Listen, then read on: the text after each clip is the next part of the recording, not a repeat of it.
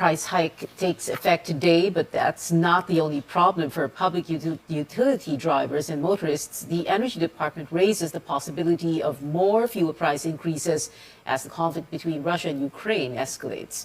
Chrissy Di Matulak reports.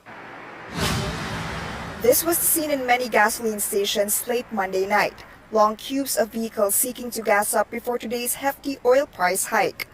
Now on its 10th straight week, gasoline prices have gone up by 13.25 pesos per liter, 17.50 pesos for diesel, and 14.40 pesos for kerosene since the start of the year. Tricycle drivers say they're feeling the pinch. Wala lang kinikita. Mas mahal, mura pa yung pagkayero. Bakit naman biglaan kasi yung pagtaas nila ng ganong presyo? Kawawa naman yung mga motorista. Hindi namin malaman kung paano pa kumingin kikita o magpapatuloy sa paghahanap buhay. Kasi nga, talagang napakalaki ng itinataas. These drivers need to buckle up as prices are expected to go up further, complicated by the conflict between Russia and Ukraine. Energy Secretary Alfonso Cusi says the country is boosting its stockpile as tensions in Europe increase. Kung magkakaroon ng aberya in the supply chain, no? Because we don't know if in case really the war spread, no, and there might be some sort of delivery delays, no, disruption, kailangan mataas yung nakaimbak natin na supply. This forms part of the overall recommendation of the government's economic team to cushion the impact of increasing oil prices. Other measures include a doubling of the fuel subsidy for PUV drivers from 2.5 billion pesos to 5 billion pesos. The Energy Department is also appealing to fuel companies to continue their promotional discounts of up to 4 pesos per liter for PUV drivers. Chrissy Di Matulak, CNN Philippines. Despite the government promising a bigger fuel subsidy for public utility drivers, transport regulators can't give in to their appeal for a jeepney fare hike just yet. But as Amor Santos reports, commuters should still brace for a possible fare increase. Commuters will still pay 9 pesos for the minimum jeepney fare for now. Regulators take up petitions to raise fares by up to 6 pesos in Metro Manila, Central Luzon, and Southern Tagalog. But they are not yet convinced. So another hearing has been set for March 22. The first petition, filed by groups One Utak, Pasang Mazda, Alto Dap, and Acto, calls for a 5 peso minimum fare hike plus a peso more per kilometer. Another group, the LTOP, wants the minimum fare at 15 pesos, but the LTFR requests. One Utak Chairman Vigor Mendoza says drivers need to shell out up to 1,200 pesos more for fuel. Pending action on the petitions filed in January, transport groups have asked regulators to revert the minimum fare to 10 pesos. They recall that the government approved a 2 peso fare hike in 2018, but provisionally lowered it to 9 pesos by year-end, as diesel prices dipped as low as 38 pesos per liter. The groups say it's a far cry from current prices of more than 60 pesos per liter. Kaya kami na nahihirapan. From 49, 42 to 49, 8 pesos to 10 in-approve nyo. Ang minimum wage na during the time, karehas din ngayon at saka noon. Anong dahilan? Anong makitang dahilan para hindi ibalik yung 10 muna dahil kailangan namin. Yung piso kasi, malaking bagay sa driver yan. Kapag sa ay ka na 200 pesos, that is 200 pesos. After constant appeals, LTFRB Chairman Martin Delgar said the request for a 1 peso minimum fare increase is now up for resolution, pending evaluation of the main petition. Dapat yan, ilabas nila ang decision, district lang, napakadali lang rin decision yan Decided case na itong 10 pesos Transport groups say they will submit in the next hearing receipts and documents to support their petitions, hoping regulators will finally give their green light. Amor Santos, CNN Philippines. Cost-oriented groups demand that the Duterte administration take tougher measures to curb soaring oil prices. The women's group Gabriela marked International Women's Day with a protest. They called on the president to convene Congress for a special session. Gabriela says suspending the excise tax under the train law could slash diesel prices by 6 pesos per liter. 10 pesos for gasoline and 3 pesos per kilo for LPG. After being barred from reaching Mendiola, protesters gathered at the Liwasan Bonifacio to also denounce the candidacies of Bongbong Marcos and Sara Duterte. Ito ba ang ipapatikim at iiiwang legasiya ng administrasyong ito? Matinding pagtaas ng presyo ng bilihin, malawakang kagutuman at kahirapan, yan ba ang gusto niyang matandaan? Kung yan ang gustong matandaan ni Pangulong Duterte, tingin namin bakit natin bibigyan ng chance yung kanyang anak at yung katambal ng anak niyang anak din ng dating diktador. Gabriela is pushing the candidacy of Leni Robredo, the lone woman presidential candidate. COVID-19 shots will be made available in doctors' offices and clinics on the 4th round of the national vaccination days. The Pandemic Task Force partnered with the Philippine Medical Association to bring the vaccines closer to more Filipinos. PMA President Benny Atienza says the organization has around 80,000 members, but they have yet to finalize how many members will participate. Secretary Vince Dizon says the storage capability will also have to be checked to determine the brands of vaccines that can be used. DOH ang magpapadala ng supply. Ang i-check lang ay yung capability to store ng mga clinic. Siyempre, hindi naman pwedeng walang kapasidad na mag-store. Ang hirap nang hanapin yung mga iba pa na either nag-iisip magpabakuna o walang time magpabakuna, those who do not see the urgency. So we are providing this partnership as a way of access para sa mga kanilang mga pasyente na tinitignan nila, nagpapakonsulta sa kanila, bigyan na rin ng ating mga bakuna.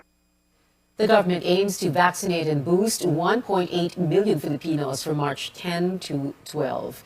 We have more stories ahead. Some Filipinos find it hard to heed the government's mandate to flee war-torn Ukraine. And President Duterte appoints new officials to the Commission on Elections a little over 2 months before the Filipino votes. Details after the break.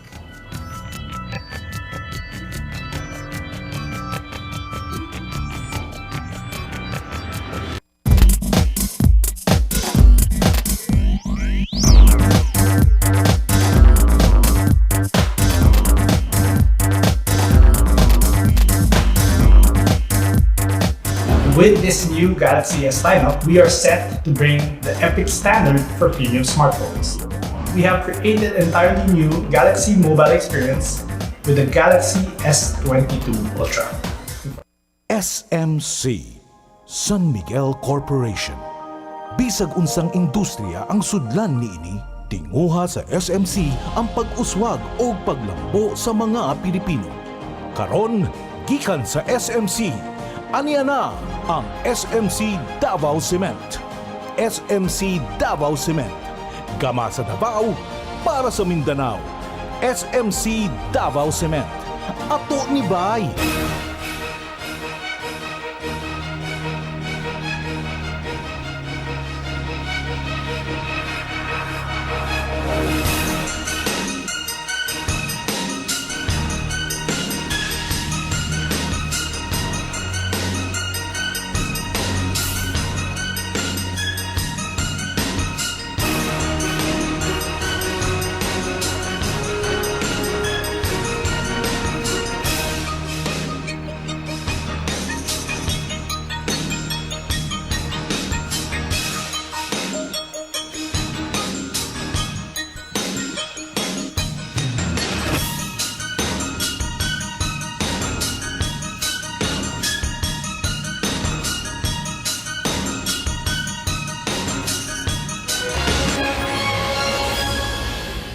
Welcome back to Newsnight. Again, our top story, this year's biggest oil price hike takes effect today. Economic managers laid out plans to cushion the impact of rising fuel prices, but these do not include what many have been calling for.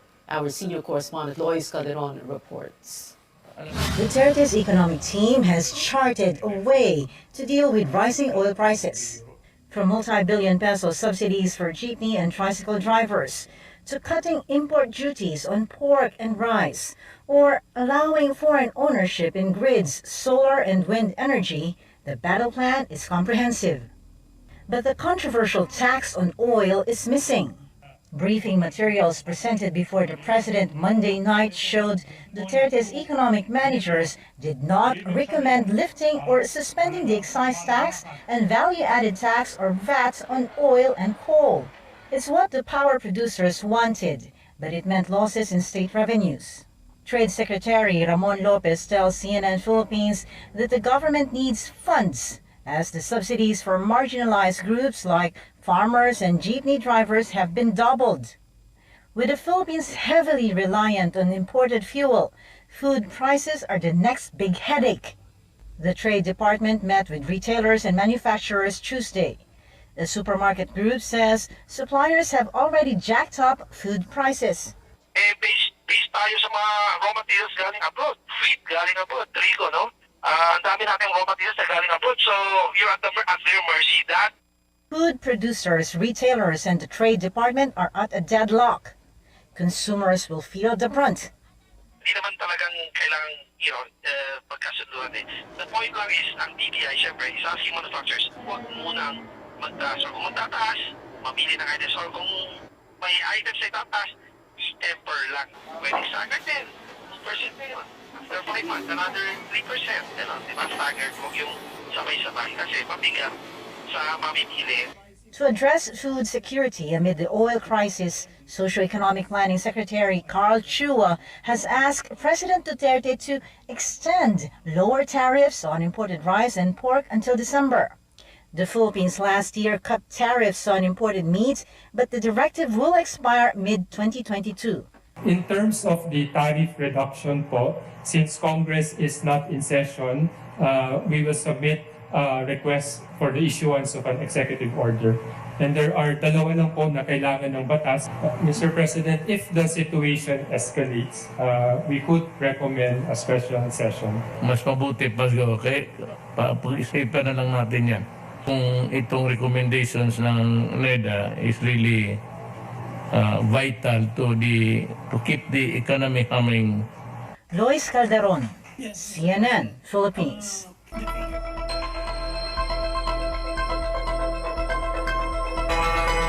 More civilians seeking safer ground in Ukraine as Russian troops continue to pound residential areas on day 13 of the invasion. Ukrainian officials have agreed to an evacuation corridor in the northeastern city of Sumy. That city has sustained Russian attacks and airstrikes where at least 9 civilians were killed. Ukraine earlier rejected proposals from Russia to open up humanitarian corridors. They said the routes lead to Russia or its staunch ally, Belarus, and would require people to travel through active areas of fighting.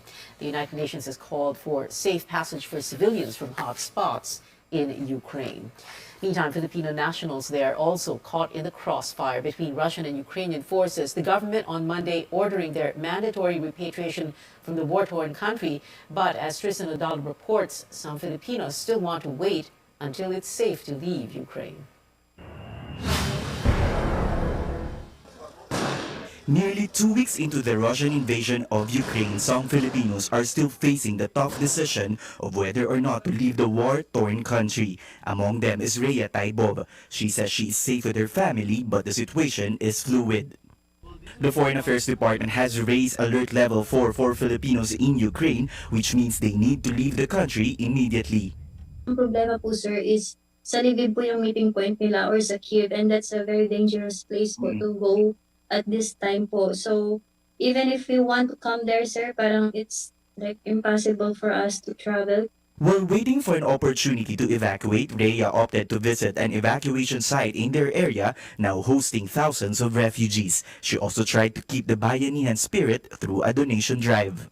Nag-short din sila ng food, ng mga water, yung mga basic needs po ba, sir, kasi sobrang dami po nila. The government is on full swing to bring home our kababayans who evacuated from the conflict. 21 stranded seafarers from Ukraine arrived in the country on Tuesday. In the meantime, France is expressing grave concern over the conflict possibly spilling over to other parts of the world and in the Indo-Pacific region. And we could transfer this reality in Europe everywhere in the world. A stronger power attacking another one because she is smaller. and unable to defend. I note in this part of the world that North Korea decided to support Russia. So it's another main concern for me. Former Foreign Affairs Secretary Albert Del Rosario echoes the sentiment and says that the Philippines must be ready to take concrete actions to address the consequences of the Ukraine-Russia war. Apart from the safety of Filipinos in Russia and Ukraine, former Foreign Affairs Secretary Albert Del Rosario adds that a successful invasion of Russia of Ukraine could be a model for other superpowers or big countries to follow suit. Tristan Udalo, CNN Philippines.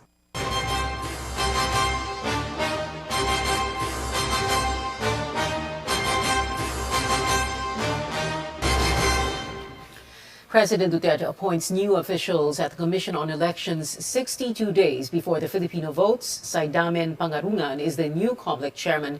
He was former secretary of the National Commission on Muslim Filipinos and ex-governor of Lanao del Sur. George Garcia and Amy Neri round up the new commissioners. Garcia is a veteran election lawyer who represented a number of politicians, including Bongbong Marcos, in his electoral protest against Vice President Leni Robredo in 2016. Neri was an undersecretary at the Department of Social Welfare and Development. Poll watchdog Contra Daya questioning the appointment, saying Pangarungan and Neri have no track record for their position. The group also raises Garcia's previous role as Marcos's lawyer.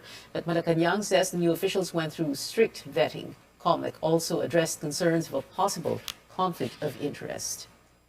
Of course, the COMELEC is very happy about the news that we have new commissioners and that we are going to be facing the 2022 elections with a full slate of commissioners. If it happens that there's a possible conflict of interest, then certainly they will deal with that appropriately, I think. Para sa akin naman, kahit ako lawyer, siguro nga, wala naman ako magagawa dahil parte ng pagiging lawyer niyo. But I will be leading in all the cases that I handle. Another former Garcia client, presidential candidate Isko Moreno, also sees nothing wrong with the election lawyer's appointment. Official naman yun. Hindi naman naikoble. But he resigned. Of course, wala na siya sa amin. Things are being considered pa. Because kahapon pa lang nangyari at official na ngayon. So I'm happy for Attorney George dahil talagang ang specialty ni Attorney George is election law. So I think that position is fitted sa kanya. The Supreme Court issues a temporary restraining order stopping the COMELEC's controversial Oplan Baklas or its takedown of campaign materials. COMELEC has 10 days to comment on the petition filed by supporters of presidential candidate Vice President Leni Robredo. Robredo's supporters filed the case before the High Court after the poll body took down oversized campaign posters even within private property. On the campaign trail, Bongbong Marcos visits Bulacan province again. This comes after Vice President Leni Robredo's grand rally in Malolos City last Sunday, with their camp claiming over 45,000 people showing up. Robredo also got the endorsement of Daniel Fernando, governor of the country's fifth most vote-rich province. Fernando's rival, Willie C. Alvarado, is backing Marcos. He also spoke up about Robredo's rally in Malolos. Mga tao po'y madaling mabulag sa mga nakikita. Pero ang totoo, ito ba yung mga tunay na nagpunta o ito'y, well, I don't want to comment on that. Hindi na nga yung maraming nanonood po sa iyo, panalo ka na. Robredo is back in Mindanao to woo voters in the Caraga region. She visited various cities in Surigao del Sur and gave a speech at a summit for International Women's Day. Presidential candidate Manila Mayor Isko Moreno says he's willing to cut down motorcade routes to help save fuel amid the price increases. This comes as he appealed to Congress to consider his proposal to cut tax on oil and electricity by half. Moreno also says he's still open to campaigning in Davao City even after vice presidential candidate Sara Duterte banned motorcades and caravans, partly because of the oil price hike. Kanina, di ba? Meron pa kami isang bayan, tumigil na kami. Pero pinipilit pa rin namin na makapasok sa loob-looban at nilalapit na namin sa kanilang tahanan. Pwede naman ako maglakad sa Davao. Maglalakad tayo.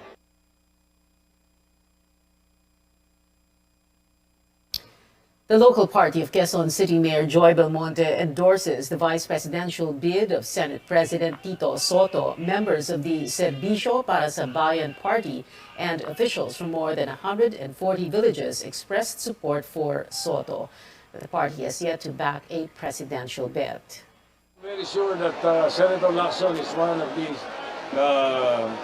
being considered by the leadership of Quezon City. And I have sponsored his endorsement. So when it came to discussing presidents, hindi kami nagkasundo ng members of the party, and I'm not an authoritarian leader. I like to consult with the members.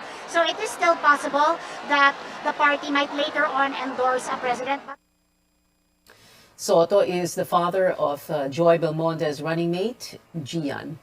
Soto failed to get a consensus for his party, the Nationalist People's Coalition, to support his running mate, Ping Lacson, the VP candidate, who is also the party chairman, explains some NPC members already made commitments to other presidential bets. Merong mga ibang mga kasama kami na open pa kasi yung may problema sa commitment. Yung mga dati unang nalapitan ng mga ibang kandidato, so hindi naman basta madali sa kanila yung basta na lang magpalit. Diba? So ang nangyari, ang bulong-bulungan namin ay pakiramdaman na lang muna at baka pwedeng ibang mga kasama namin ay bumitaw na doon sa mga iba nilang endorsement.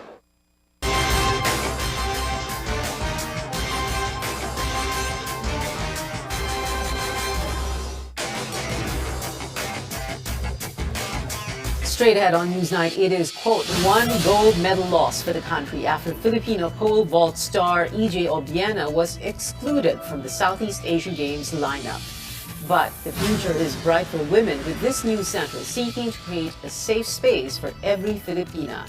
Stay tuned to CNN Philippines.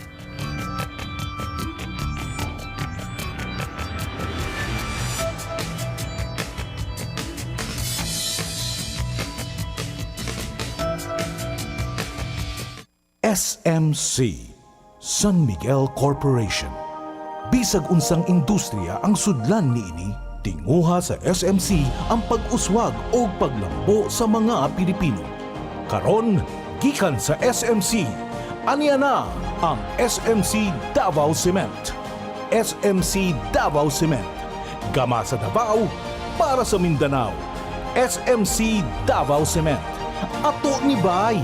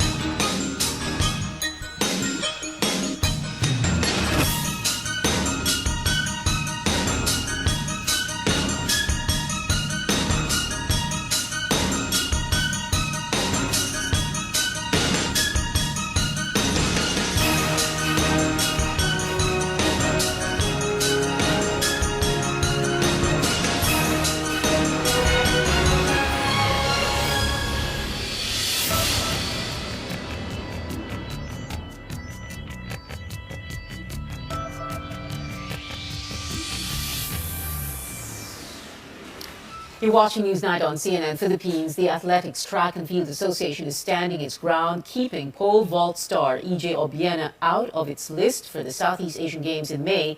Philippine Olympic Committee President Bambol Tolentino calls the exclusion, quote, one gold medal lost for Team Philippines, unquote. Patafa and Obiena have been in dispute for months over allegations that the Olympian misused funds from the association. Obiena off the list also means he will miss the World Indoor Championships in Serbia for March 18 to 20 because the World Athletics deadline for registration was last Monday. K-pop news now. Blackpink member Rosé treats Blinks to her first ever vlog. The vocalist documented her baking class on French cakes called Madeleines. Less than a day since posting the video, already has over 1.5 million views. In teasing the vlog on Instagram, Rosé assured fans that she's doing well after catching COVID last month. The star finished self-quarantine on Sunday. On this International Women's Day, we look at some issues facing women and how a newly opened space for them hopes to provide livelihood and health support. Paige Javier has the details. Amid the pandemic, women and girls are dealing with something other than health concern. They're also protecting themselves from violence. A social weather station survey last year showed 1 in 4 Filipino women cited violence as a top concern in this pandemic era. The United Nations also reported an increase in violence against women in many parts of the world during the initial raging days of the health crisis. And as advocates call for more protection for women, the country saw a major change via a law that had been on the table for over 2 decades. President Rodrigo Duterte finally signed into law a bill raising the age of sexual consent from 12 to 16 years old. Many believe the move will protect not just girls, but children of all genders. And to celebrate the International Women's Day, a diversified conglomerate wants to give more support to women. Women need a lot of help now, especially with, what's going on. I think there's a lot of mental health issues that needs to be addressed, a lot of physical health issues that need to be addressed. While battling the pandemic, many women, especially mothers, had nowhere to turn to. San Miguel Foundation launched a Center for Women focused on health, empowerment, and recovery in Cubao, an area known as the heart of Quezon City. They teamed up with AHA Learning and Likhaan Center to bring services closer to women in this part of the city. Masaya po kami na merong ganito na dito sa Cubao kasi sa panahon po natin ngayon, kailangan talaga ng mga magulang ang suporta para po yung naranasan natin during pandemic, medyo maibsan. Maganda rin siya para sa mga nanay na katulad namin na mabigyan pa ng pagkakataon kung ano man yung gusto nilang gawin sa kanilang buhay. Nearly 400 mothers will take part of the pilot programs on gender equality and livelihood. San Miguel Foundation Vice Chairman and Trustee Cecil Ang encourages collaboration. To everyone here in Cubao, please make this your center. We want to do so many things here with you and we're open. The center will also serve as a place to go to for cases of violence against women and children. I extend my deepest gratitude to you, to the San Miguel family, for opening this center here in Quezon City, where the problems are most deeply felt. The center is beyond providing underprivileged women access to physical and mental health services. It also aims to create a safe space for them to discuss and find solutions together. Because when empowered women work as one, great things can happen. Paige Javier, CNN Philippines. We continue to honor women this month by recognizing those who have made a lasting impact on us. We asked you, who's the woman that inspires you the most? Female sports icons immediately came to mind for this netizen, including the likes of volleyball players Saori Kimura from Japan and our very own Eliza Valdez. Women in politics also came up with this person admiring Vice President Leni Robredo's leadership. And a common answer among several netizens, none other than their dedicated mothers. This person paid tribute to all hardworking moms who have become a source of light at home. Another netizen brings more inspiring figures to light, like her grandmother, her aunts, and all the female teachers who helped her from elementary to college. Happy International Women's Day to everyone. Here's to breaking the bias and empowering one another to remain strong and confident. And that is it for now. Join me again on News.ph at 7 p.m. and on Politics as usual at 8:30 p.m. I'm Pio Ontiveros for Newsnight, where we go above and beyond the headlines.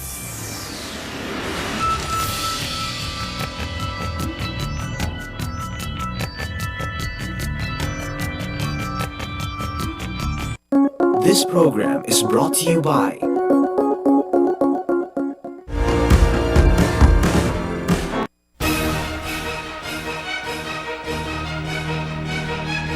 ng Pilipinas.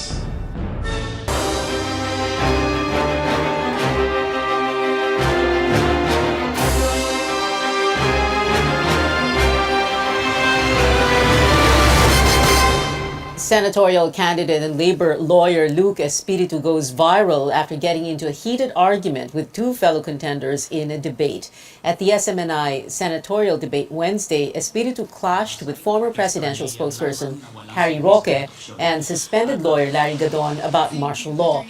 That's after Espiritu said schools should teach children about the human rights violations under the late dictator, former President Ferdinand Marcos. Let's watch this. I'll go by the record. Bakit yung isisisi kay Marcos yun? It's my time. We should not use this forum for a propaganda against the Marcoses. Binuksan mo ang usapan, wag mo akong pagbawalan. I go by the record, Amnesty International, 3,257 ang pinatay nung panahon ni Marcos. 35,000 ang mga It's my time, wag kang bastos. Kung ano man ang nangyari sa nakaraan, inisa-isa ko po ang records. Wala pong kaso for human rights violation sa Amerika si Ferdinand Marcos Jr. Sa isa ko rin po ang mga kaso na decided po ng ating Philippine Supreme Court. Totoo po, co-administrator si Ferdinand Bobong Marcos, wala pong kaso na siya mismo nagnakaw. With all due respect to Attorney Harry Roque, I know your history. You were anti-Marcos before. You were for human rights before.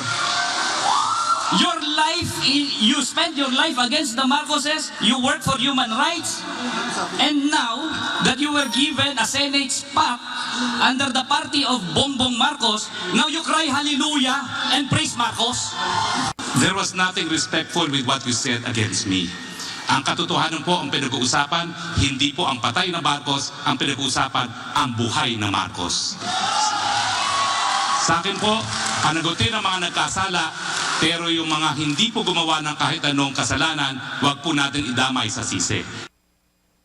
Espiritu is on the senatorial slate of Caliodi de Guzman and Walden Bello. We now go above and beyond the headlines with the man himself, ang sabi daw di bardagulan, senatorial candidate and labor lawyer Luke Espiritu. Attorney Luke, magandang hapon sa inyo. Yes, magandang hapon. Ay, sorry, magandang gabi pala. Sorry. Yes, magandang gabi at sa inyo at saka sa mga viewers ninyo. Okay, so bardagulan daw. You are our, in a very long time, our first studio guest, emphasis on studio, yes. Dahil nga alert level 1, no? Pero, alam mo, chinek ko yung Twitter mo so kagabi daw, mga 2,000, no? Followers mo. I'm not sure because the Twitter is handled by my team. Okay. But of course, in consultation with me. Okay, FYI, 17,800. As of 10 minutes ago. Yeah, I heard, yeah. Pero ang kailangan mo, hindi Twitter followers, kundi boto. Tama? Yes, we need votes and we need supporters and we need to create a movement against all of these lies that are going around. A movement against all these lies. Okay. Let's talk about last night's debate, no? So, meron kang sinabi after parang kulang pa ang bakbakan, gusto mong parang gigil na gigil ka na at sabi sana marami pang encuentro with sina attorneys Gadon and Roque. Because we need to expose these people. They are peddling lies about this chapter in our nation's history, which is the darkest chapter.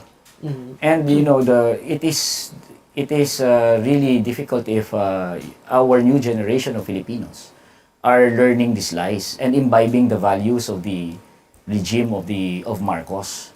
Kasi yung regime na yan na hindi rumerespeto sa human rights at gino-glorify ang authoritarian rule. And if we have that as values, kawawa naman ang ating lipunan. You didn't mince any words last night, no? Like as we showed, wag kang bastos, and then you were telling Harry na, you're singing hallelujah to the Marcoses now. Ano to, Attorney Luke, parang nothing to lose, just dish it all It was not intended, although I think it's bound to happen. If you put the three of us in a room, it's bound to happen that we're going to argue. But it was never intended. I was triggered by the comment of Larry Gadon to a question about juvenile or children in conflict with the law. And he inserted a comment about priests teaching children about the evils of the Marcos regime. So it was a debate. And if it was a debate, you should be ready to refute that point. To do a rebuttal. And I was doing that when he interrupted me. Kung hindi niya ako in-interrupt, hindi naman ganun ka acrimonious ang exchange. But he did So I had to stand my ground. And then Harry Roque came to his defense and I also have to answer Harry Roque. So that's what happened. If he did not insert that comment, I would just have answered the questions. that were thrown to us by the panel. Okay. Meron ka ring sinabi kagabi, no? Medyo nakaka-nervous kasi when someone, politiko, kandidato, or lawmaker, the minute you say, with all due respect, parang hindi totoo eh. Parang bardagulan na talaga. That's what we do in court because for me, our training as lawyers, if we may argue and then heatedly, but then after that we call ourselves panyero, and that's actually how we address each other with all due respect. That's genuine because I'm not against you personally. That's our training as lawyers. But you're against what they say. What they represent. What they represent. And we could have a heated argument, but later on, we could call ourselves panyero, no problem. Okay. Let's talk very briefly about your background. So you went to, you're born in Bacolod, so you went to school, the first few years of grade school in Bacolod. Yes. And then, lumipat kayo dito na Manila, La Salle Grade School, Ateneo High School, Ateneo College, Ateneo Law School. Law School. Yes. No? And then, so, college 97, 2002. Law School. Law School. Yes. Okay. Talk to us about that first. And, because syempre people are wondering, parang you seem to have had a privileged upbringing. Those are the words that were used on social media. And it's not hindi naman siya, it's not criticism of you. It's an observation.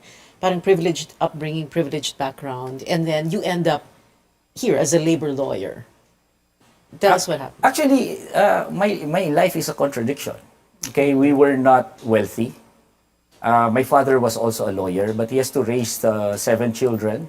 Wow. He was okay. a lawyer. 7. You are number children. what? I'm the youngest. Okay. And hindi naman kami ganun kayaman. Professional lang ang tatay ko. At ang mga kaibigan ko ay simula pa nung bata ako ay yung mga kapitbahay namin sa kanto. And tapos naging religious pa ako, naging katikista. Therefore, talagang ang nakakasalamuha ko talaga ay yung mga nasa underprivileged ng ating lipunan. And you talk to anyone who knows me, hindi ako privileged. At talagang masang-masa ang aking lifestyle. Oo. In fact, matatawa sila pag sinabi niyong privileged ako. Doon lang ako nag-Amerikana sa SMNIA. Ganon. Okay. Yes, but if you really knew me and saw me on the street, talagang masa, napagkakamalan nga ako Kahit lawyer na, napagkakamalan tayong marami na, taxi driver, taga-ayos ng aircon. No one will say na elite ako. And that contradiction is what really contributed to what I'm doing right now. Because although my father is a lawyer, then that also qualifies us as middle class. Therefore, I could afford, or my father could afford to send me to Ateneo. Pero yung kultura ko naman masa, manggagawa naman, ang nakakasalamuha ko masa, manggagawa. Therefore, fusing the two, then my intellectual development will only lead me towards the workers. So when you were in school, for example, Ateneo College, I went to Ateneo also, so you would hang out where? And then with who? What were your school orgs? My friends were scholars in the Ateneo. Okay. Because the Ateneo, even from sa high school until college, maraming scholars yan Yun ang mga kaibigan ko. Yung mga binigyan ng free tuition sa Ateneo, and they were deserving students from the public schools. So you would see kung ano yung aking kultura. Kultura ko talaga, masa. And then, in the Ateneo, wala namang aktivismo at the time. But I was born in the Marcos era. So I was politicized at the time. My father was involved in a case, extrajudicial killing in Kabangkalan, Mayor Pablo Sola. That was a case What do you where... mean involved in a case? He prosecuted the landlord who was accused of killing the tenant farmers in Kabangkalan. And growing up, those are the things that you see, you hear, and the priests in Bacolod were all activist priests. So I was pretty much politicized even when I was young. Pero walang aktivismo nung college ako until kasi bumagsak yung Soviet Union at the time. It was a time na medyo humihina ang aktivismo sa mga schools. So until law school yan. And then the Gloria Arroyo became president, and I could not accept that. And then that was the time na I was reaching out to different groups until I was so-called discovered by sanlakas. Discovered. Yes. Yeah. But you could have, like, as a lawyer, you could have gone corporate. You were with, what is it, IBM? Chavez Miranda Asiocho. Okay. Asiocho, the law firm founded by former Solicitor General Frank Chavez. Okay. Yes. I joined them in 2004 until 2008, and the reason why I left was because as I told Frank Chavez when he was alive, I'm going to join the revolution. Yes, and which revolution? Which one? 2008. Well, that was just a matter of speaking, but I'm going to join the mass movement, which will be. So, kumbaga dun talaga yung puso mo na you wanted to be on the labor front lines and picket lines, ganun. Yes, at heart I'm an activist. Okay. What is it? We're going to have to take a quick break. Do we need to take a break right now? Yeah. Okay, wala na tayong break. Dire-diretso na tayo. Sige. Okay, I also brought up yung Ateneo background mo kasi nag-com arts ka, no? Communication arts. And earlier, before the show, I was asking you, com arts, why would you take com arts? And then biglang nag-abogado. And you said, it was just a pre-law course. Yeah, it was pre-law. I was not really into it. So I just, my aim is really to become a lawyer. It was a random choice in the Ateneo. I just wanted to breeze through college so that I will have a pre-law degree. And then I'll proceed to law school. Okay. Well, I was wondering also communications, which could mean that, alam mo yung value of communicating and therefore, value of communicating in a clear and concise manner, the way you did. No, I learned that not from school. I learned that from Ninoy Aquino. And from the great orators like Malcolm X. I study them. I study their style. Because honestly, I think that it's part of convincing our kababayans. Okay. Let's talk about the legislation, the kind of legislation you would like to do if you are elected. Although, if you look at the surveys, parang medyo nandun ka sa baba. I'm at the bottom. Yeah, yes. Okay. But, kapag nakita mo yung listahan na yon, syempre isipin ng tayo, kaya pala ninenervous yung mga negosyante at mga negosyo sa kanya, kung quote-unquote, kung ano-anong naisip niya, no? The question here is, what's good for business and businessmen doon sa mga gusto mo mangyari, di ba? Like, you don't want any more, yung mga manpower agencies. Yes. It's not bad for them. It's not bad for them because the manpower agencies are useless. They are parasites. They don't have any purpose or importance in doing business. They are just another layer created in order for our companies and establishments to deny employer and employee relationships. We will do away with the manpower agencies, business will go on. And imagine in Utopia, okay, you hire a worker and then you give 10% on top of their salary to the manpower agency. You actually spend more for each worker. So for every worker you hire and pay 537 pesos, that's at least based on the DOLE regulations, based on Department Order 174, the manpower agency will get 10% equivalent of 537. That's 53.7 more that you pay for every worker because you have to pay the manpower agency. And I'm talking about the minimum. Others charge 12%. So why do they do that? Why would they spend more? But when the worker, organizes a union and proposes CBA, hindi nga nila nakukuha yung 53.7 pesos increase a day. Ang mga binibigay lang ng mga establishments natin ay minsan piso, 2 piso, 10 piso, malaki na. But they're willing to spend 53.7. Yeah. Calyodi brought it up also during the debate, 750 pesos minimum wage. Do you think that's even possible? Is that something that businessmen, big business will want to do? Yes, because salaries are really below, way below cost of living. And ideally, you pay your worker the cost of living. That's how the system works. You pay your workers anything that is necessary for the worker to be able to work the next day, meaning to say everything, food and electricity, anything that is necessary for that, that's what you pay the worker. And the excess of that is your profit. So, if you pay the worker his cost of living, meaning to say your profit is still secured. But the problem is, we pay the workers here in our country below his cost of living. Secretary Pernia already said that for a worker to be able to survive, he has to earn 42,000 pesos a month. That's 1,615 a day. And if you give 537, that's only, what, one-third or less than one-third of his cost of living. 750 is not even equivalent to the cost of living. Medyo kung pa nga discount pa nga Because our formulation is give the workers 750, then we will have to look for policies to reduce the cost of living. Meaning to say, para hindi na gumastos yung mga negosyante, hindi pababain natin yung kuryente, pababain natin yung tubig. Naku, ang daming aaray dyan. Actually, matutuwa ang negosyante dapat dyan. Kasi part ng cost of production niya, kuryente. Di ba? Ang taas-taas ng cost of production niya, dahil ang taas-taas ng kuryente. Number 1 tayo sa pinakamahal na kuryente sa Pilipinas. Dapat, pagka yan ang programa natin, pababain natin ang kuryente, para ang mga manggagawa naman natin ay mabuhay at mabumaba ang kanilang cost of living. Equivalent rin yun sa pagbaba ng cost of production ng mga negosyante. Baka ang humaray naman doon, yung kumpanya ng kuryente, yung...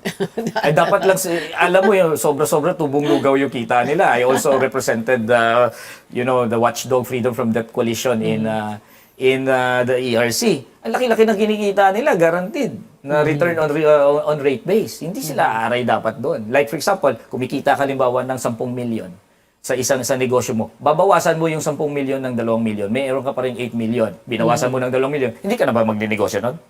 May 8 million ka pa nga Konting bawas lang para naman medyo makatarungan naman ang ating sistema dito. Do you really think you can win? Or is this like, parang the impossible dream, Don Quixote, going up against the windmills? There are two aspects to the way I see it. By the way, you have 18,300 followers now. I just checked on Twitter. Oh, really? Yeah. Okay. Going back to that question, yes, the question. There are two ways I look at it. I would like to adopt yung sinabi ni na Italian socialist Gramsci. Sabi niya, pessimism of the intellect, optimism of the will. Meaning to say, when you look at things and evaluate things, you must, have the pessimism of the intellect. You accept what are your weaknesses and try to assess. But then optimism of the will, meaning to say, you have to move forward and fight for victory. And that's what we do. I see the surveys, mababa ako, pero that does not stop us from campaigning for victory. Now, whatever is the result, and then it will just be a step for us for further victory. We will never stop until we win. Attorney Luke Espiritu, who took the internet by storm since last night, and now 18,300 ba? 18,300 followers on Twitter. Thank you so much for being with us. Maraming salamat. Maraming salamat. This Sunday, yet no other candidate seeking a Senate seat. 3 former officials of the Duterte administration will take part in our 7th CNN Philippines Senatorial Forum. Former Presidential Anti-Corruption Commission Chairman Greco Belgica, former Chief Presidential Legal Counsel Salvador Panelo, and former presidential spokesperson Harry Roque will answer issues facing the nation. Watch them side by side as they bear their platforms and stances on various matters. That's happening.